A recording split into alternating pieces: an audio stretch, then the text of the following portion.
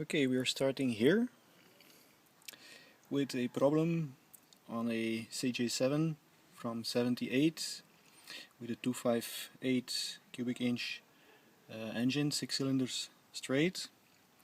And the problem is, as you can see here, bent push rods. The funny thing is that you can see they're all bent in the same way.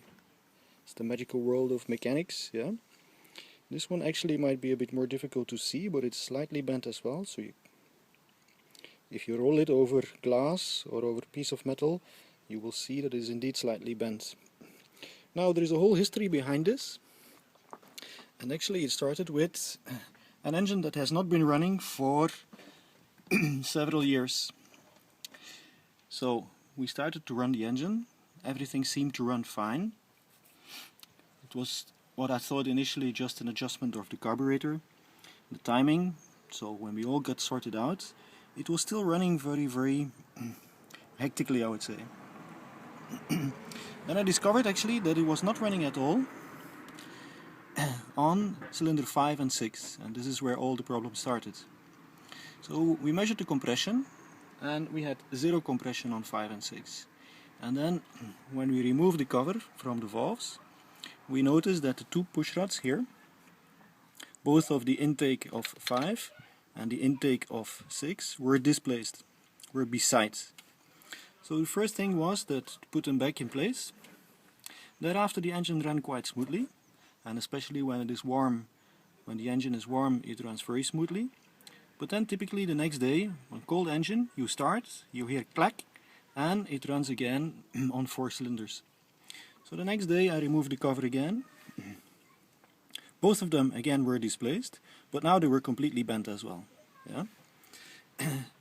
Now this is something then I replaced, so I put 2 new ones. It ran again very smoothly for a while, and again next day cold start, yeah, bent again. Now for the second time I thought I had an explanation, because after having replaced them the first time I had a slow ticking sound, and I think it came from the 5th, yeah. So I thought maybe it is the hydraulic lifters that are at the bottom of the push rods, yeah, and that make them go up and down with hydraulic adjustment. So I thought maybe because the engine was off for a long time, maybe you had to give it some time in order for the hydraulics to get back into place, yeah. But obviously it was not that. So again I changed the push rod.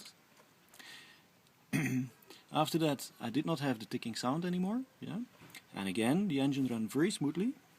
However, next day cold start, again the same problem. So it is always intake of 5 and intake of 6. They are adjacent, yeah.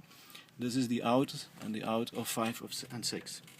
Now in order to determine what the cause of this is, well, there are many possible sources, yeah. As you will find on many of the sites, it could be the timing, which you find behind the timing cover, which can be quite a nightmare to get it off, yeah. It could also be that the valves themselves got a bit stuck, yeah, although I think after having videoed this it was not the case, but something to be checked, yeah.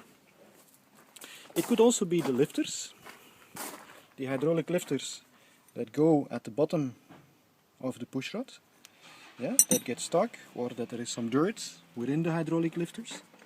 It could as well be the camshaft, yeah. If the camshaft is worn out at this place within the engine, obviously the lift would be less, and at a certain point in time I can imagine that it would just pop out and then bend the push rods.